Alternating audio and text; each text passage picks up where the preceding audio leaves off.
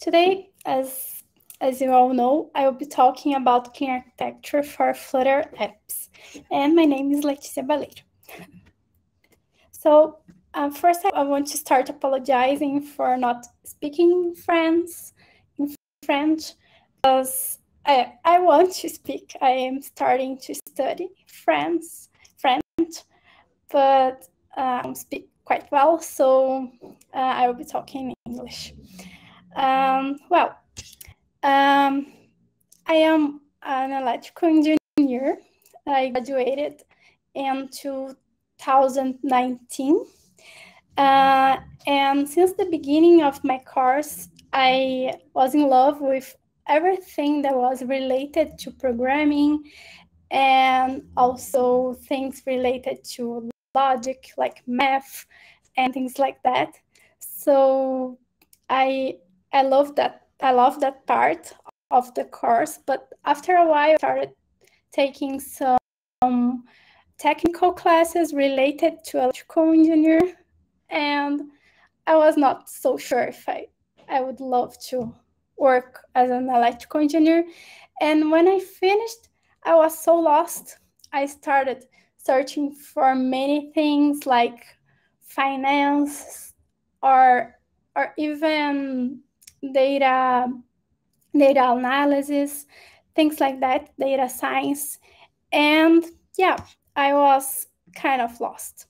So because I loved all the programming parts of my course, I was searching for programming things, and I found Flutter. It was kind of a lucky guess. I was not sure what I was going to do, but when I started studying Flutter, I fell in love with the first hot load. So since then, I've been studying a lot. And yeah, I started in the beginning of the last year. And yeah, since then, I had so many challenges, so many things that went wrong in many companies that I joined. And I was thinking, what could I do to help the company? So when I started working as a Flutter developer, I started at an app that was built to be a MVP and was a minimal viable product. So it was kind of messy, and it was a good thing for me, because if I didn't have that experience, I was not going to start studying some things like clean architecture, clean code. So that was because of that experience that I started studying all those things. So it was at first it was kind of sad, because we were working in a part of the app and the other part were broken. So we had many bugs, we had many problems there. So we spent almost a week trying to fix the bugs we had. After we did a new feature, it was not even we were not even working in a feature that already existed. We were making another feature that was not related to what broken, and we spent like a week trying to fix. So I saw that something was wrong with the app, and it was already there. The problems were already there when I joined. So we started thinking about how could we fix that problem. So that was when I started studying architecture things and everything else. So it's a little about me. I work now at SimpleBet. It's a USA company. I'm changing companies. I was working at a London company, and now I'm starting to work at SimpleBet. So here is my contacts, my link tree. You can contact me anytime you want. If you have any questions, if you have something you want to share with me, you can contact me. This is the link.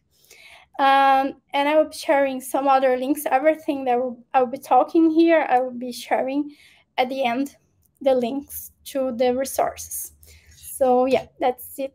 That's a little about me.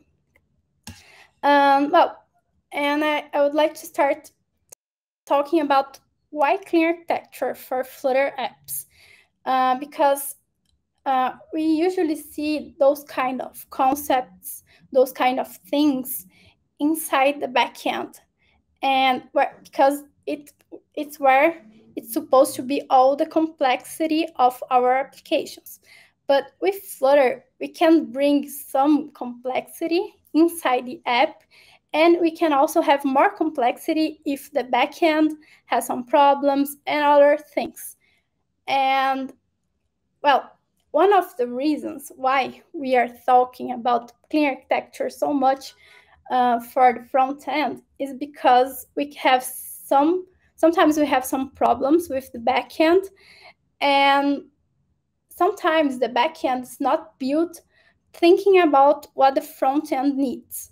So sometimes we have, for example, we have to build a list of things like some products we have to display and in our screen, and we have to make 5-7 calls, and we have to build a logic to treat everything that should be done on the back end. But sometimes we have those problems, and also sometimes we don't even have a backend. Sometimes we work with Firebase or we work with Hasura. I don't know if you have heard about Hasura. It's another best backend as a service where we can build our tables and we can call directly from our app. So we don't have a backend between those two things. The database and the app are directly connected. So if you have something like that, sometimes you start to have many business logic inside your app that were supposed to be in a backend. And sometimes it's a good thing because I've already done an app for with Hasura, and it was kind of good because we didn't need a backend team at first, because our client were trying to prove a concept. We're trying to prove to the investors that that idea was valid, was good. So, and the app started to be a lot complex, and we started to have many business rules. Our functions started to be responsible for many things. I used many of the clean architecture and clean code concepts to help with that scenario. So if it wasn't for that, we could end up with a big mess, and we would probably have to throw everything away when we started a backend. But because of that, because of the clean architecture that I used, the clean code, all these concepts, we were able to keep all those things inside a layer that we could extract and build a backend using Dart to separate that into a server where we could have a better maintenance. Because if we have all those things and something goes wrong, we need to change our code, and then we need to deploy the app to the stores, and we can have like some time, like a day or even more, to approve the app again, and then the fixes will be available to our users. So if we bring too much complexity, we bring too much problems. And sometimes that could happen, and clean architecture can help us, but we need to be aware that that can be a problem someday, and we need to be able to extract that complexity into a backend later. So that's the first reason why you should consider clean architecture. If you have backend problems, that's enough for considering clean architecture for front end.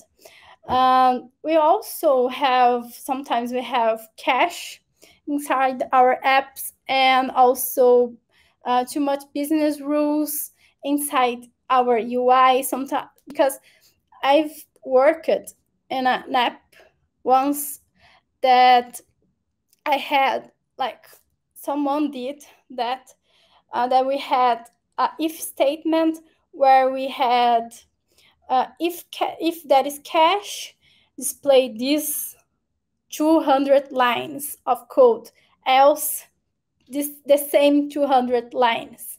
So all the cache rules were inside our UI. So it started to become confused and have many bugs. If we didn't see that part was copied and pasted, we could change one place and the other weren't changing. So we had many problems because of that.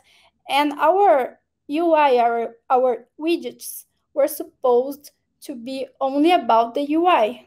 They shouldn't know about the cache or any other business rules. Sometimes people start to add many functions inside our widgets, and that can become a mess.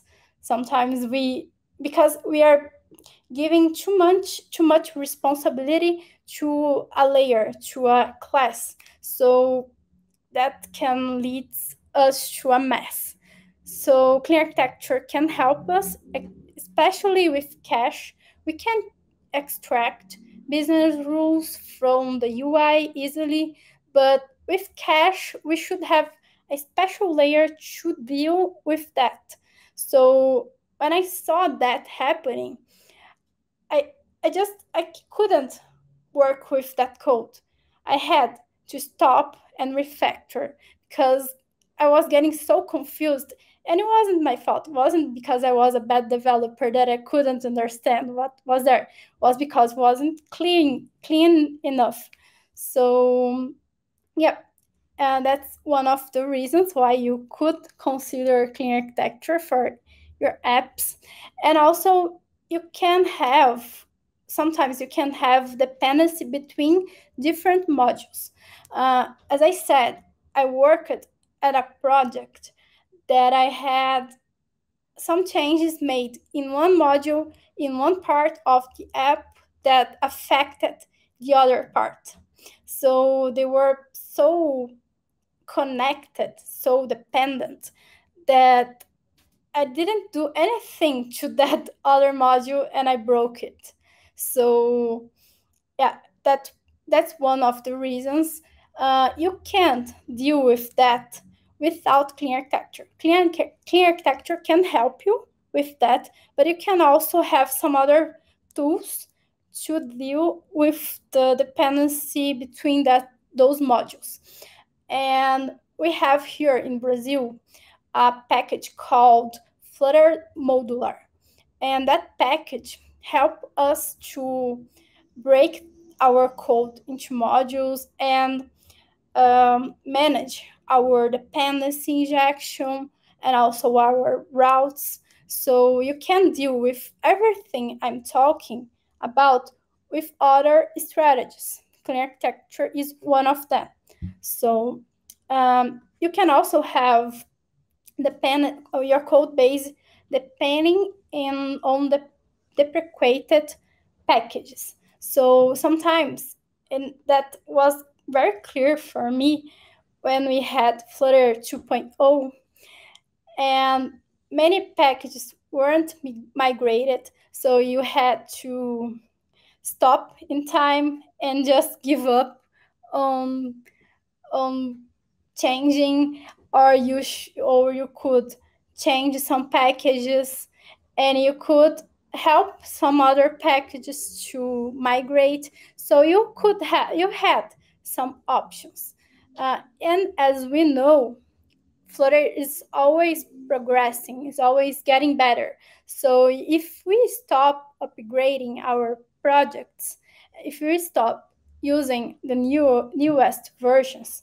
sometimes we stay with the same problems and we just stop in time. So if your code is so dependent on those packages, on those deprecated packages, and you have like a package inside every file you have, if you have all your layers depending on that, if that package is forgotten in time, you have so much trouble trying to upgrade your Flutter version that sometimes you just give up and rewrite. Okay, so I was talking about the deprecated packages. Using clean architecture, we can avoid some problems with that. We can replace the packages better, and yeah, we can not have that problem anymore. So yeah, I just want a full disclosure here. This is one of the possible solutions. This is not the only one. So as I said, you can deal with those problems other ways, but clean architecture is a good option for you.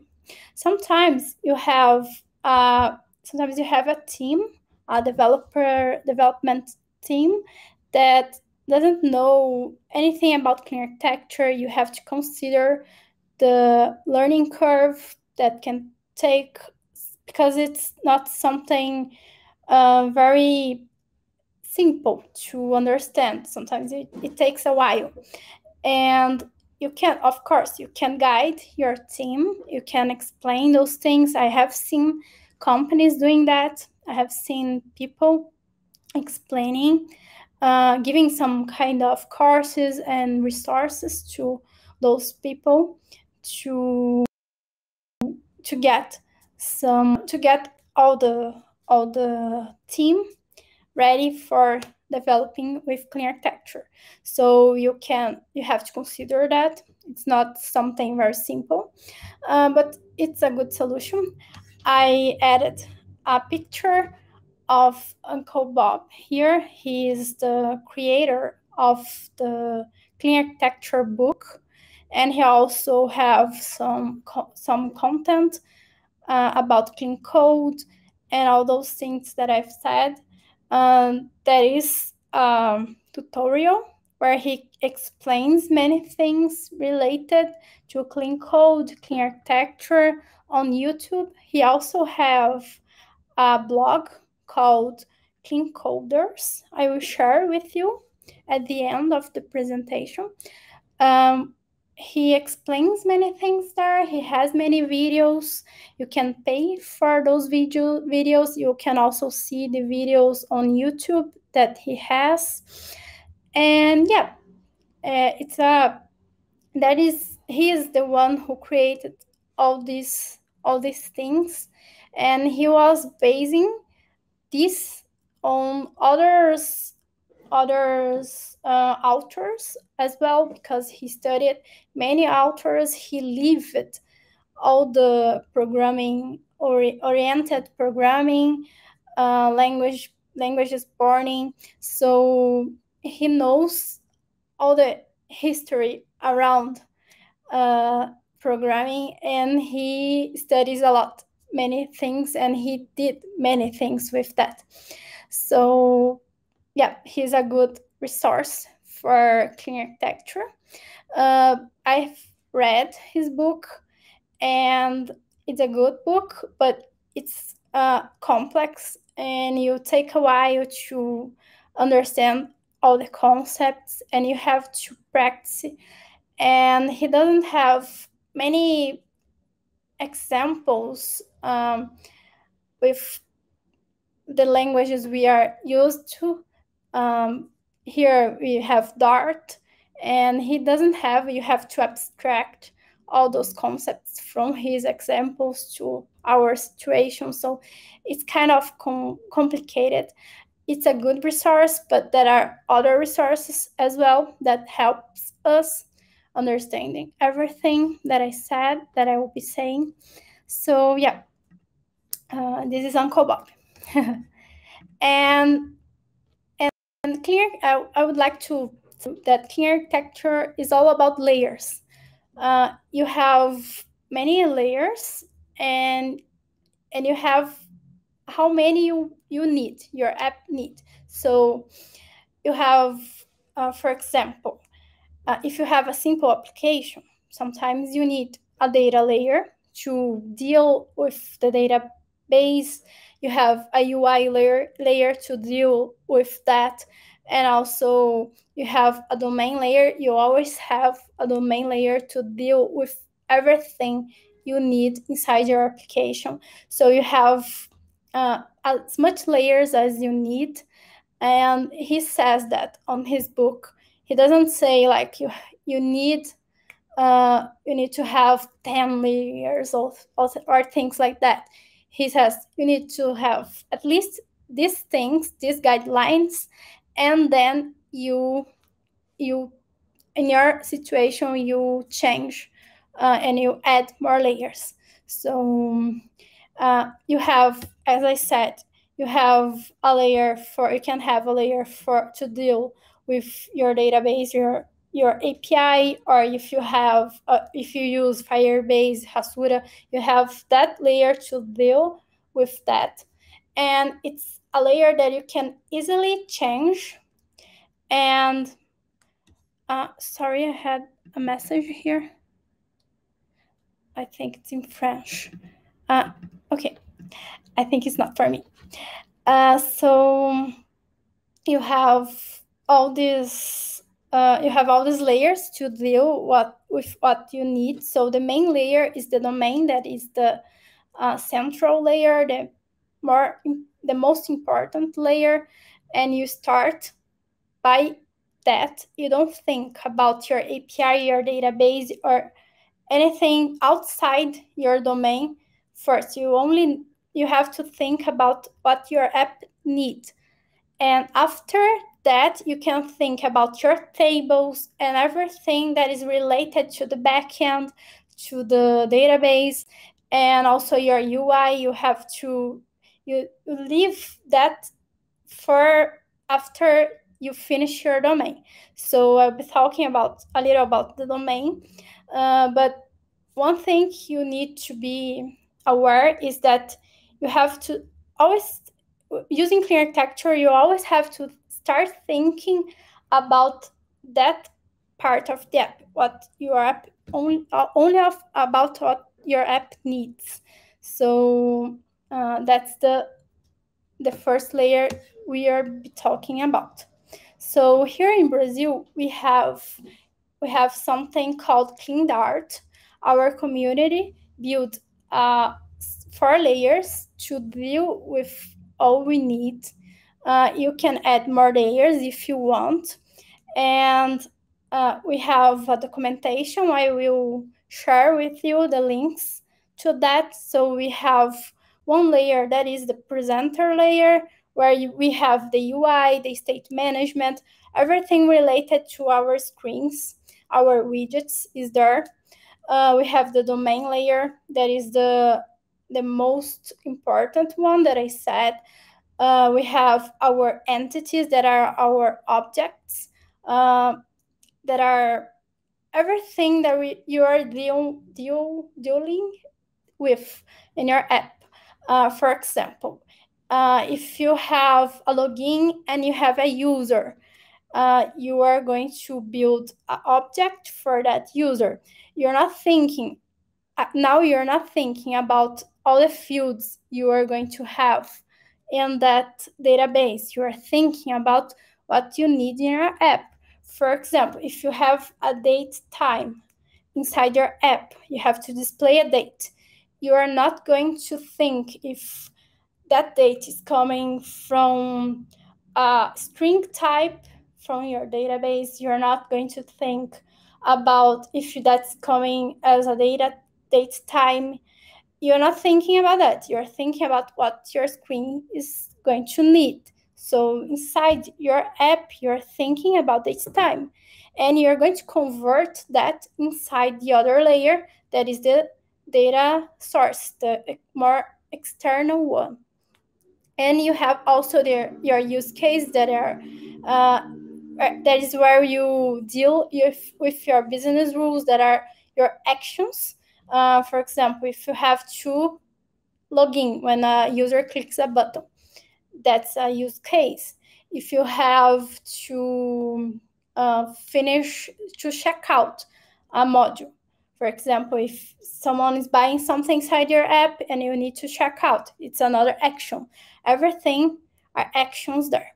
So you also have your abstractions. So you will be communicating with the other layers through abstractions. So your domain layer doesn't know anything about the data layer, and it doesn't know about the UI layer as well. So you are going to communicate through all those layers, between those layers, through abstraction. So that makes it possible to change a database anytime you want. So if you have, for example, as I said, if you have a Firebase database, you can switch just injecting another database that you create. So it's going to have the same methods and a different implementation. So that's the domain layer. The infrastructure, is where your data sources, your repositories live. So if you have, for example, if you have a cache and you have a cache database and you have an external database, a remote database, it can be Firebase, it can be your API, you're going to switch between those inside your repository. Your repository is the one who will check if there is an internet connection, display the cache. If that is not internet connection, you are going to display the remote source, the remote data. So the repository is responsible for that. And it can be responsible for other things, but it's the main responsibility of the repository to switch between data sources. And the external layer will be responsible for the data sources. As I said, you can have as many data sources as you want. If you want to extract a data from one website, and then if you click a button, you want to switch to another website to extract the data. For example, you are getting videos from YouTube, or you are getting videos from I don't know, other resources, but you can have, I think Twitch, I don't know the names, but you can use that inside your external layer. So as I said, when you start to adding more layers, you start to adding more complexity. And sometimes your app doesn't need everything here. You just have to, you can just have, I have seen many apps that works with a data source and works with a UI layer and a domain. And that's fine. It works well because you're not going to switch between databases. You are not going to have cache. If you're not going to have all those things, all that complexity, it doesn't make sense to add complexity to your apps. So I don't start using clean architecture for all my apps. It's a solution for more complex scenarios. So as I said, if you have all those problems that I said, or if you have one of those problems, you can consider clean architecture, but you can also consider other things. You can use solid principles to solve all those problems.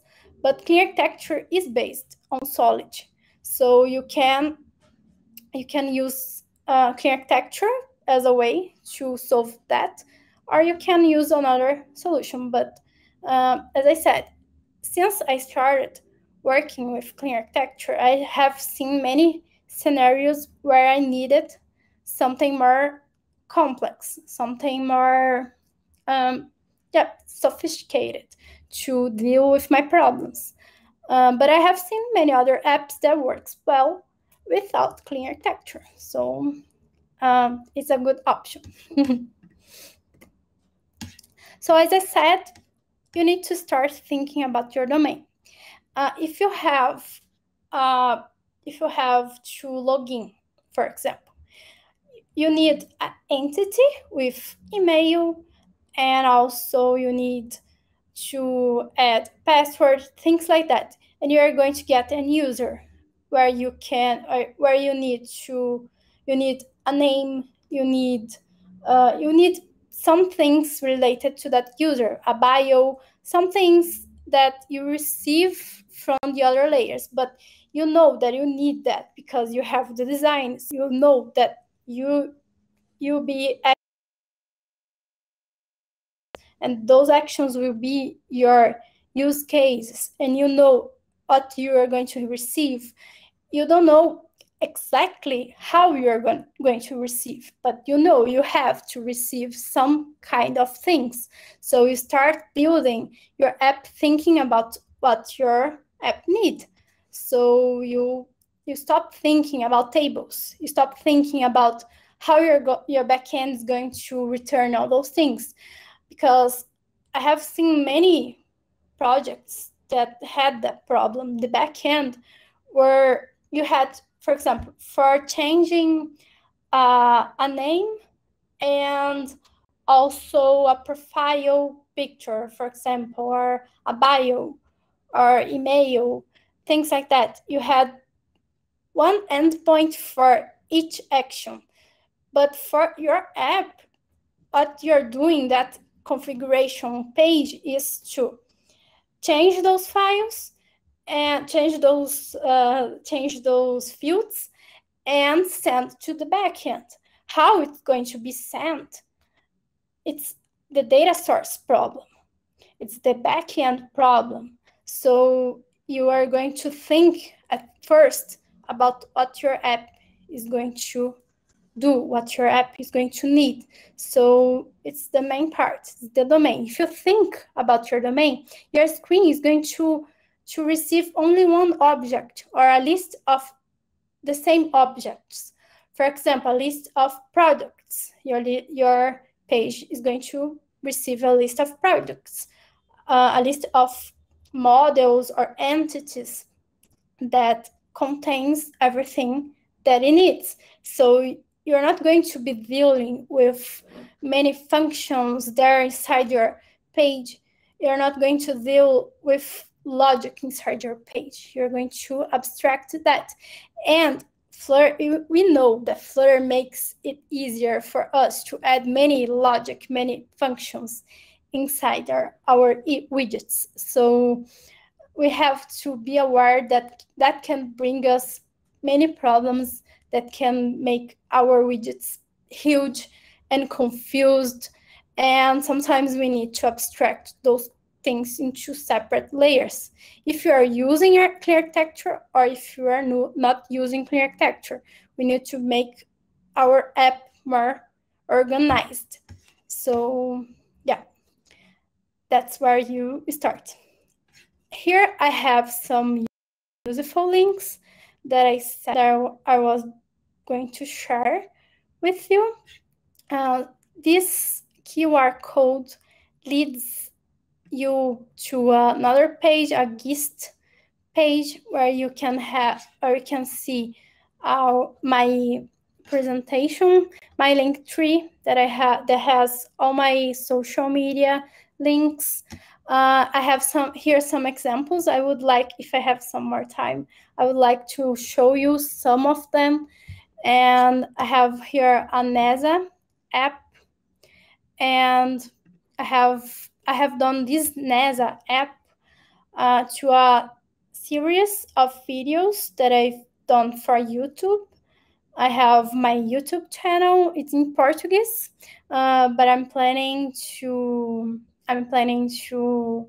make some tutorials videos in English to help more people and to understand how we can build those things. Because one thing is saying that you can use clean architecture and you have these layers, but when you start to implement, sometimes it gets kind of confused, and having some tutorials help us to understand that better. And so I have some examples here in this gist, and also I have some other external resources, like a free course from Hazel Coder. I don't know if you have heard of him, but he has a course that he explains. He has a written tutorial, and also that same written tutorial is explained in videos. So he explains about clean architecture using in a Flutter app using TDD, that is test-driven development, where you start writing your tests before you write your code. So I've done that on my YouTube videos as well. So it's a good way of developing. And also I added some articles about that, Uncle Bob's article about clean architecture, and also a link to the clean architecture book, Clean Dart, that I said, that our community made documentation to explain why we did that separation of the layers. And also my Portuguese tutorial. I think that won't be so useful for you because I don't have subtitles, but I'm planning to make some English videos as well. So there are a few resources. I want to share my other screen to show you the code. Let me see here. Okay, here I have my NASA app, where this app I used to make my YouTube videos. I have a different implementation from the Flutterando, the Clean Dart, but it's very similar. I've based this on the Hazel Coder tutorials. So I have a domain layer. That's the first one I start with. I have my entities. First, I start thinking about my entities. So this app is about the image, the space image of the day, where you can see a space image, you can see the description, the title. So I knew that I was going to have all this information, so I can have a media type of video or image. I have the URL to that media, and also the title and the description. It's very simple. And then I've done my use cases, where I only have one use case. It's a simple example where I only check if I'm passing null. I can have many business rules here, but I'm only doing this check. I'm checking if the date I'm passing is null. If it is null, I send a failure, that is an error. And if it's not null, I call the repository, where I check, I ask for the API, the image passing the date. So that's one use case. I could have many other, I make a class for that use case. And then if I want more other functions, other classes, I can make more here. So I have a repository. Here I could have more functions. I have only an abstract class inside my domain layer. I have abstract class for the repository. So it's how my domain is going to communicate with the other layers. So I have an abstraction for that repository that I say to the other layers that it must have a function that returns failure, or this is a package that I used to return two different things. If there is an error, I return a failure. If there is not an error, I return the space media entity, that is the object that I said before, and I pass a date. So what I'm saying here is that my repository must have this function with these inputs and these outputs. So that's my domain. It's a very simple one. I also have my presenter, where I have my pages, home page, a picture page. The home page is where you add the input, date, and you call the function. So you call through another thing, another class that is the controller that makes the state management, and also calls the other layer. So my controller is going to call my use case.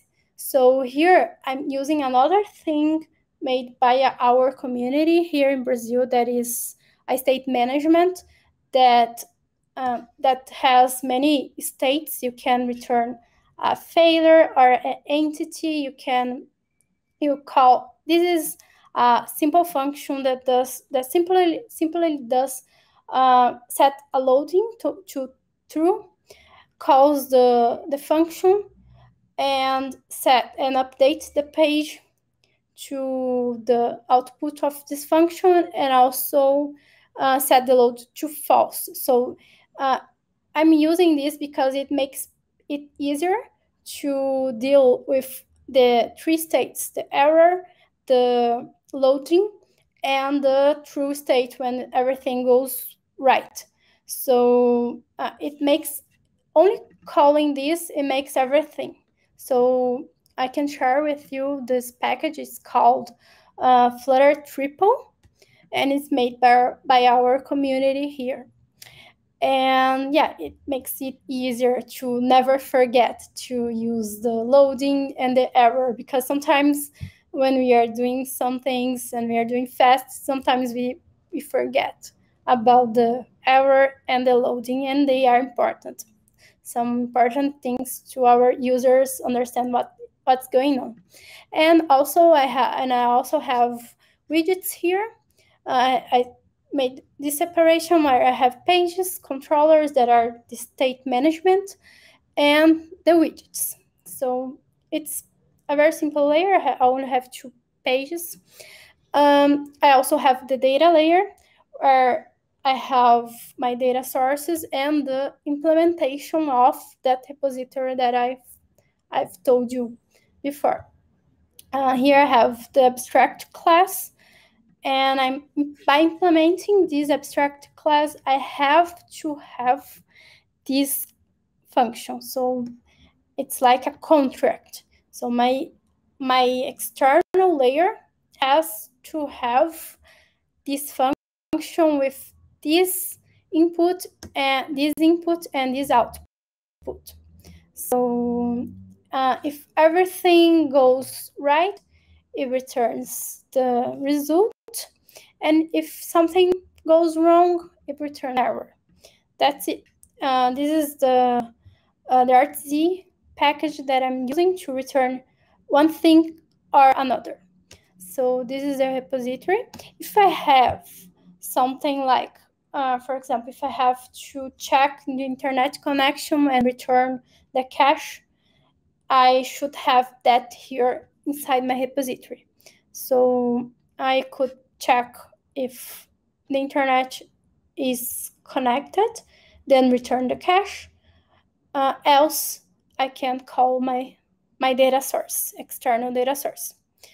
So this is a repository. Here I have models that are responsible for converting my JSON, my API response into an object. This object, this model, extends an entity. So it's like he has to have these fields, and if I return a model, my app understands inside my domain, it understands as an entity. So it's a way of doing it. I could also get rid of this model, and I could have other thing called mappers. I can show you that as well. So it's not, you don't have to have models. You can have other things to make this conversion, but it should be done in the more external layer, because that's the layer responsible for converting the API response into our app needs, into our app domain. So, and here I have my data sources. I have abstraction for that data source, but I have that contract. You can see here that I'm only returning a model. I'm not returning one thing or another. If something goes wrong, I throw an exception, and I treat that exception inside my repository. So here I have my API call. I call the NASA endpoint, and I pass the things I need. I have to pass API key, and also I have to pass the date converted. So the date converted, I have to change to a string. So as I said, I'm getting a date time, and I have to pass a string to my API. So I have to change some things and pass as my API requires. So the way my API requires. So I have to convert that, and I'm doing this inside my data source. So I'm not doing this inside my domain, inside my presenter. My domain only knows that I'm dealing with date time. My API needs a string, and my API is going to get a string, but it's going to be converted here inside my data source. So this is the layer responsible for making everything, adjusting everything to the API, and getting the response from API and converting to what my app needs. So that's where I'm going to deal with the external world. And yeah, that's it for this example. I have another one. Okay, I have other examples. But I added those examples here inside my Gist link, and I know that you have many questions, so I won't add more things here. If you have more questions, you can contact me. Soon I will be making another video tutorial about how you can work with clean architecture, an example. And that's it. Let's go for the questions.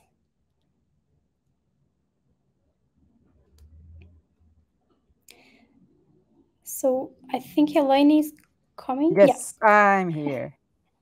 Hello. Thank you so much for your presentation. Everything was very clear, very nice to see how you implemented this on your projects, where you're coming from, what you've seen, what you have experienced.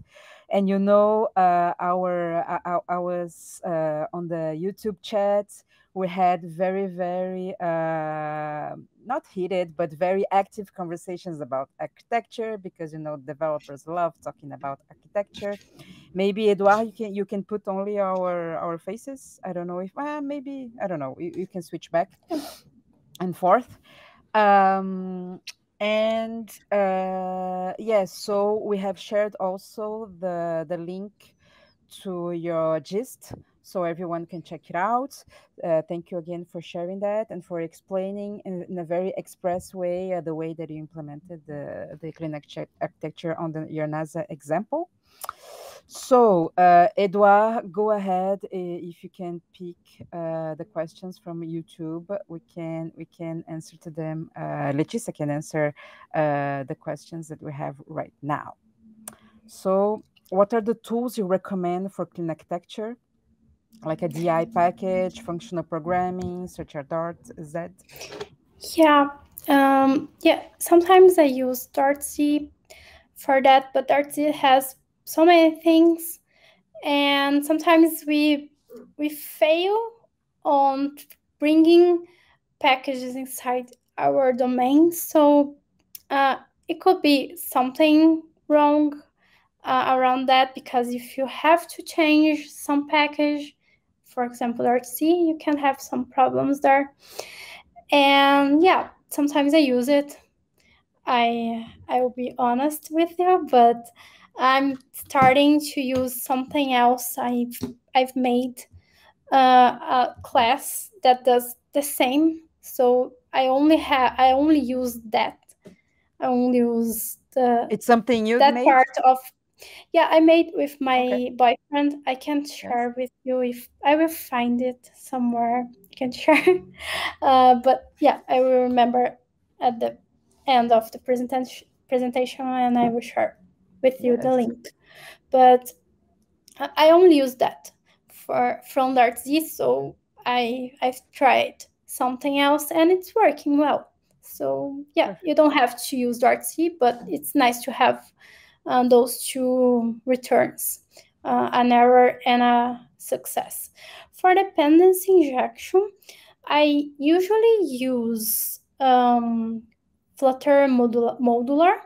That is the package that I said that our community has had made, and we always have updates. So the community is taking care of the package very well, so you don't have to worry about that. And it's a good package for that. You can manage routes, you can use dependency injection, and it's good because you only inject the things you need when you need. If you open a module, if you are opening, for example, a home page, and you're not dealing with configuration page, for example, the things that are not on that module that was not opened will not be initialized before it's opened. So, and you can share between modules some things using a core module. And yeah, it's something very good to use. I can add to my guests. I don't know if I have added, but I can add that too. And yeah, I use that. And what else? I think that's it. But yeah. Okay. And you were talking about state management, so very hot topic too in the Flutter community. And you said that you're using Flutter Triple. I'm aware of it because I'm Brazilian, I think. But this is my question actually that I made. Is Flutter Triple like the standard choice when you make a project like in a company, or do you use other ones? Yeah. Currently, I'm using Flutter Triple when I start a project. It's a good one because, as I said, our community is taking really good care of these packages. So you will have some people helping you with that, and if there are bugs, they will fix it. So it's a good one. It helps us a lot to never forget about loading and error. So yes, it's my first choice, but I also use Block, Flutter Block, because I think it makes everything more organized. It makes you deal with some organization. Okay. So it's a complicated topic here in Yeah. Brazil, Oh, but everywhere, I think here too. yeah, So, next one.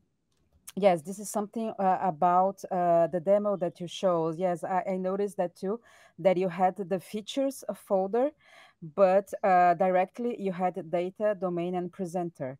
But you didn't have feature because maybe you only had one feature.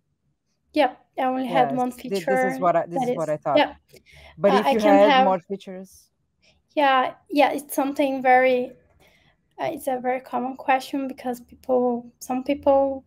many people were kind of confused with that in my videos because I only made one feature. So, but if you have more features, you have to add another folder, and inside that folder, a domain, a presenter, and a data. So you have all those layers for each feature. So sometimes you get some duplicated code because of that. It's something bad, right? Sometimes you always have to avoid duplicated code, but there are some kind of things that it's necessary to duplicate, and Uncle Bob says that on his book. Because, for example, I'm making a Pokemon app just for fun. I think maybe I will use that app for the next tutorial of clean architecture.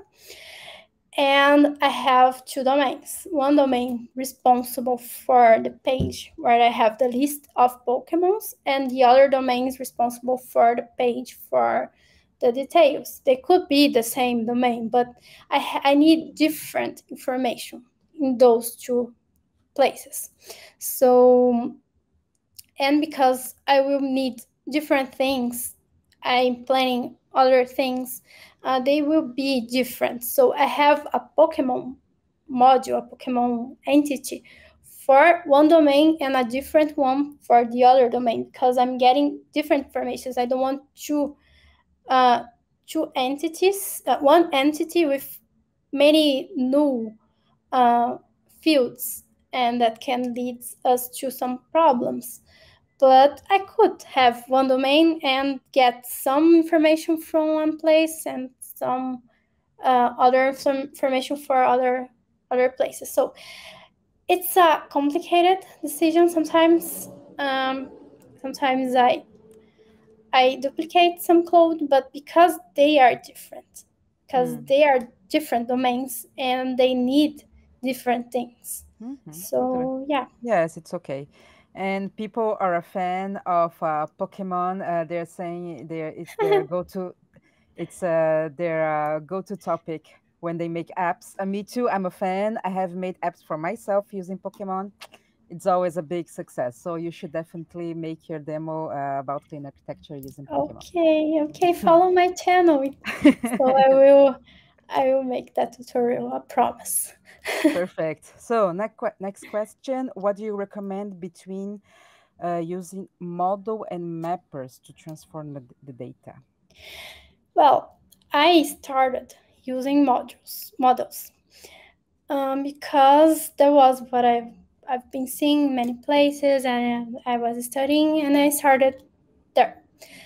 But then I started having some problems with cache, especially with, I forgot the packaging that I was using, but sometimes I had problems like it was storing some models and some entities, and was kind of messy, and I started using mappers.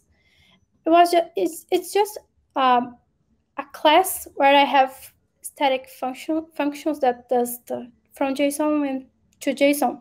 I don't need all those fields. You only receives an entity. I can show you that to make it more clear. Let me find it. I open just a second. I think it's here.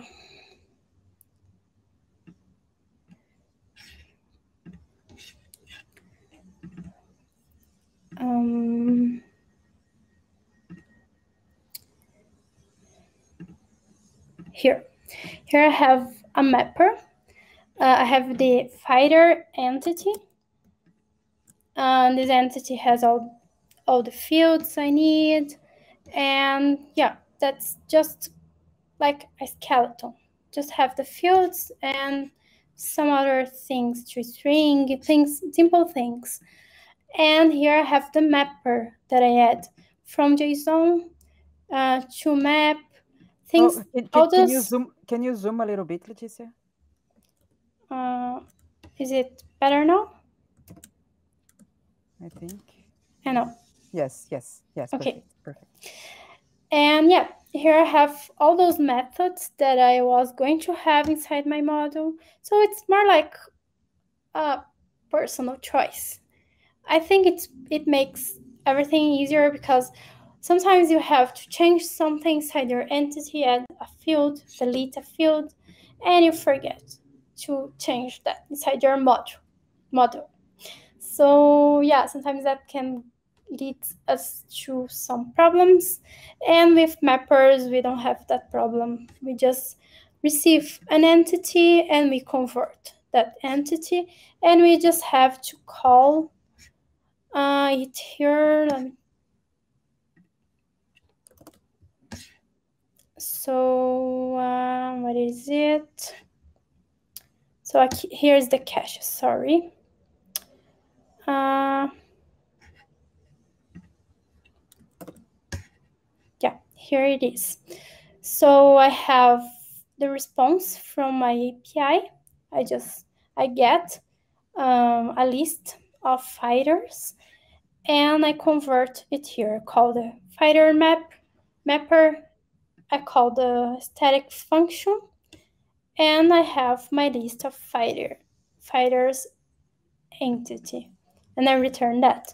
So I think it's easier, makes it everything more, I think it's better.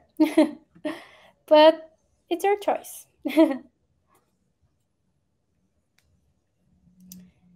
Yeah. Yes, thanks. We can have another question. Oh, yes. You talk about Flutter Modular, but they don't see it in the example. Would this make sense to use in clean architecture? Let me see here if I'm using it in this example. Let me see which one I'm sharing. Can you show my screen, please? Yeah, space media. Okay.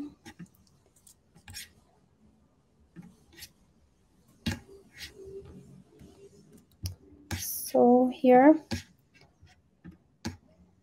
I have my app module. Let me just. So okay, here I have my app module. I think I only have one module here. Yeah. And here I have all my dependency injection. I have my store where I manage my states. I have my use case. Everything that I'm injecting is implementations. So I have a HTTP client that I inject. I can have nowadays I have a class, abstract class for the client. If I have to change to deal or HTTP, I can switch just injecting here and making another implementation. So here I have everything that I need to inject, and I have my routes here. And also we have many tutorials in our, it's called fluttering. I can share that link as well. It's a It YouTube is the traduction of channel. Flutterando in English. Yes, it's Yeah, it's great. yeah. We have English channel for our community where Okay. we have many videos of modular, Flutter modular, explaining how to use everything. Okay, So so the DI that you showed, just the methods right there, they were using Flutter Modular, right? You were yeah, using, oh yes, yeah, okay. So you used the Flutter Modular with your clean architecture yeah. project. So this is really nice to hear. So yes, thank you very much.